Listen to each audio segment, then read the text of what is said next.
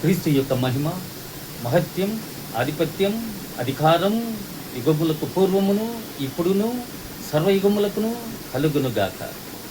నేడు ఒక వాక్యం మనం చూద్దాం.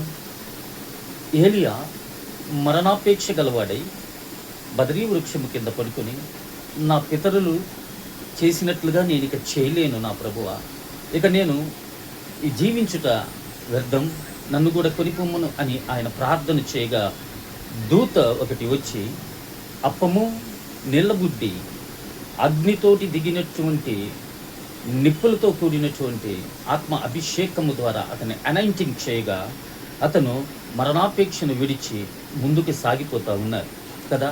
ఈరోజు ఈ దినమున నీవు కూడా ఏ బాధలో ఉన్నావో, ఏ దిగులులో ఉన్నావో, ఏ విచారంలో ఉన్నావో, ఏ కలవరంలో ఉన్నావో, ఏ అరణ్యంలో ఉన్నావో, ఏ ఎడారి మార్గంలో ఉన్నావో, ఏ త్రోవలలో ఉన్నావో, ఏ అలల మీద కొట్టబడుతూ ఉన్నావో, నిన్ను దేవుడు అభిషేకించునుగాక.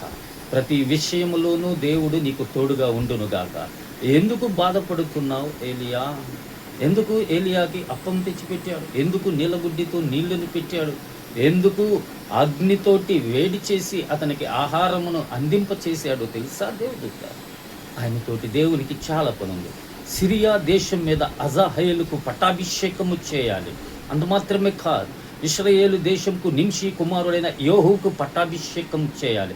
అంత మాత్రమే కాదు, ఎబెద్మా హోలావాడైన షాపాతు కుమారుడైన ఎలీషాకు తనకు మారుగా ప్రవక్తను చేయాలి. ఎంత పని, ఎంత బాధ్యత నీ ముందు ఉంచుకొని నీవు ఇంకా ఎందుకు మరణాపేక్ష కలిగి ఉన్నావు? ఇన్ని కార్యములు ఈ భూమి మీద చేయాలి. సహోదరి సహోదరుడా, ఈ దినాన్ని కూడా నువ్వు బాధపడుతున్నావా? నీ కుటుంబంలో కష్టాలు, నీ కుటుంబంలో బాధలు, నీ కుటుంబంలో ఆర్థిక అవసరాలు, నీ కుటుంబంలో అక్కరలు, ఏ కష్టము, ఏ నష్టము, ఏ నింద, ఏ అవమానం, ఏ ఉపద్రవం, నిన్ను తోసివేసే తనం, నిన్ను నెట్టివేసిన తనం, నిన్ను తృణీకరించినటువంటి తనం నుంచి దేవుడు నిన్ను అభిషేకించబోతా ఉన్నాడు. వాటన్నిటి నుంచి నిన్ను విడుదల కలిగి చేయబోతున్నాడు. నీ ముందు చాలా పని ఉంది, దేవుని పని. అది జ్ఞాపకం తెచ్చుకో. భయపడవద్దు, కలవరపడవద్దు, దిగులు చెందవద్దు. చూడండి, ఎంతమందిని అభిషేకించాడు, ఎంతమందికి పట్టాభిషేకం చేశాడు, ఎంతమందికి తనకు మారుగా ప్రవర్తన చేయాలి. నీకు, నీ కుమారులు, నీ బిడ్డలను అందరినీ కూడా పెంచాలి, పెద్ద చేయాలి, వారిని గొప్పవారిగా చూడాలి. నీ కన్నుల ద్వారా దేవుని ఆశీర్వాదములు చూడాలి. ఎందుకంటే దేవుడు లోకమును జయించాడు. లోకంలో నీకు శ్రమలు కలుగుతాయి, అయినా ధైర్యం తెచ్చుకో. దేవునితో సహవాసం చేయి, దేవునిలో ఉండు, దేవునితో గడుపు. ఈ మాటలు మన ఇంటిలో దేవుడు దీవించి మిమ్మల్ని ఆశీర్వదించును గాక. అన్నాడు.